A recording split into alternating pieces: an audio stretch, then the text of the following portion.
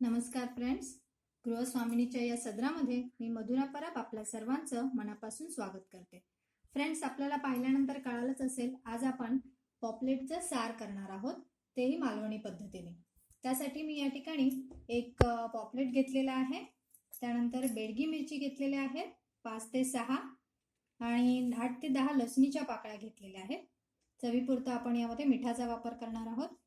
धणे घेतलेले आहेत 1 चमचा. तेल आपल्याला फोडणीसाठी लागेल. फोडणीसाठी मी इथे अर्धा कांदा आणि काही कढीपत्त्याची पानं तोडून घेतलेली आहेत. टोमॅटो एक अख्खा उभा कापून घेतलेला आहे. कोथिंबीर घेतलेली आहे. यामध्ये आपण कोकमाचा वापर करणार आहोत. साधारण 2 ते 3 कोकम म्हणजे बारीक तोडून घेतलेले आहेत. 1 बाउल या ठिकाणी मी ओल्या नारळाचा कीस घेतलेला आहे. त्याचप्रमाणे या ठिकाणी आपण हळदीचा वापर करणार आहोत. चला तर मग कृती करायला सुरुवात करूया. आपण या ठिकाणी एका भांड्यामध्ये पाणी घेतलेलं आहे. कृतीला सुरुवात करताना सर्वप्रथम आपण ही जी बेडगी मिरची आहे त्या बेडगी मिरचीचे देठ काढून घेणार आहोत आणि त्याचे तुकडे करून आपण साधारण 20 मिनिटं भिजत ठेवणार आहोत. साधारण या बेडगी मिरचीच्या वापरामुळे या साराला एक विशिष्ट छान असा रंग येतो आणि छान अशी चव येते. त्यामुळे शक्यतो आपण सार करण्यासाठी बेडगी मिरचीचा वापर करावा. आता आपण हे 6 तुकडे मिरचीचे भिजत घातलेले आहेत, 6 मिरच्या. त्यानंतर आपण यामध्ये 8 ते 10 लसणीच्या पाकळ्याही घालतो आहोत. 1 चमचा धणे. आता हे भिजत घातलेलं मिश्रण साधारण 15 ते 20 मिनिटं आपल्याला भिजत ठेवायचं आहे. या ठिकाणी आपण जे पापलेट घेतलेलं होतं त्या पापलेटला आपण मध्ये असे तुकडे करून घेतलेले आहेत आणि ते पापलेट स्वच्छ धुवून घेतलेलं आहे.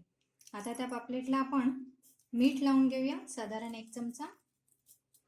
योग्य पद्धतीने आपल्याला ते सर्व ठिकाणी फिशला लावून घ्यायचं आहे आणि त्यानंतर ही फिश आपल्याला 20 मिनिटं ठेवायची आहे. म्हणजे जोपर्यंत आपली मिरची भिजून होणार आहे तोपर्यंत या फिशला सुद्धा व्यवस्थित मीठ त्याच्यामध्ये चवीनुसार उतरलेलं असेल. आता हे आपण असंच ठेवणार आहोत साधारण 10 ते 15 मिनिटं. तोपर्यंत आपण वाटणाची तयारी करून घेऊया. आता आपण पापलेट फिश फ्रायसाठी लागणारं वाटण वाटत आहोत. तर आपण हे थोड्या वेळापूर्वी ही मिरची भिजत घातलेली होती. साधारण आता याला भिजून 15 ते 20 मिनिटं झालेली आहेत. आता ते आपण गाळून काढून घेणार आहोत. त्यामध्ये आपण लसूण, धणे आणि बेडगी मिरचीचा वापर केलेला आहे. या पाण्यातूनही आपण हे धणे गाळून घेणार आहोत आणि ते यामध्ये टाकणार आहोत. त्यानंतर याच्यात आपण टोमॅटो घालतो आहोत. ओल्या नारळाचा संपूर्ण कीस आपण यामध्ये घालणार आहोत. यात थोडं पाणी वापरून आता याची आपण एकसर अशी पेस्ट करून घेणार आहोत मिक्सरमध्ये. तर फ्रेंड्स, अशा प्रकारे आपण हे साराचं जे तयार मिश्रण आहे ते मिक्सरमधून काढून घेतलेलं आहे. मिरची वगैरे अगदी व्यवस्थित आपण बारीक करून घेतलेली आहे एकसर आणि त्याला असा छानसा रंगही आलेला आहे. आता आपण काय करणार आहोत, याच्यामध्ये चवीपुरतं मीठ घालणार आहोत. मिठाचं प्रमाण आपण थोडं बेतातच घालायचं कारण फिशला सुद्धा आपण मीठ लावून ठेवलेलं आहे. त्यानंतर यामध्ये आपण 2 ते 3 कोकमाचे जे आपण बारीक तुकडे करून ठेवलेले आहे ते घालतो आहोत. त्यानंतर साधारण अर्धा चमचा हळदीचा आपण यामध्ये टाकणार आहोत. आता हे मिश्रण आपण मिक्स करून घेऊया. एका बाजूला आपण भांडे इथे गरम करण्यासाठी ठेवलेलं आहे. साधारण आपण त्यामध्ये 1 मोठा चमचा तेलाचा घालणार आहोत.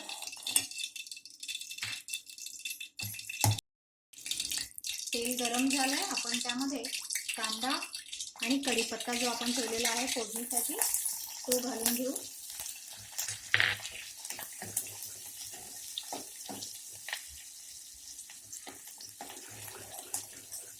गॅस आपण फास्ट ठेवून ही फोडणी व्यवस्थित तयार करून घेणार आहोत.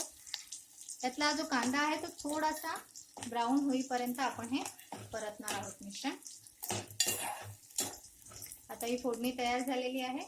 यामध्ये आपण हे जे मिक्सरमध्ये तयार करून घेतलेलं बॅटर आहे ते थोडं थोडं करून सावकाश घालणार आहोत. यावेळी आपण गॅस कमी करून ठेवायचा आहे आणि आता बाकीचं मिश्रण यामध्ये घालून घेऊया.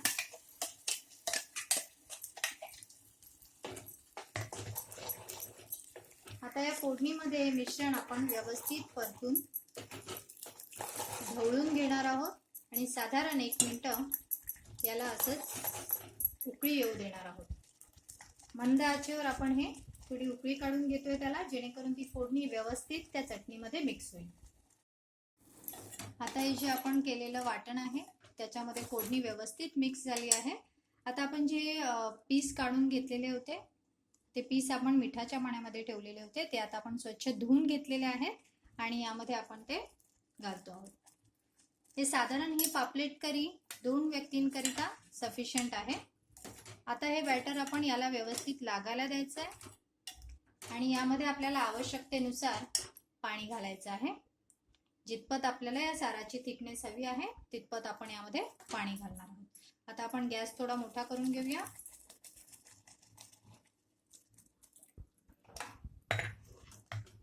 साराची थिकनेस किती असावी हे आपल्यावर अवलंबून आहे.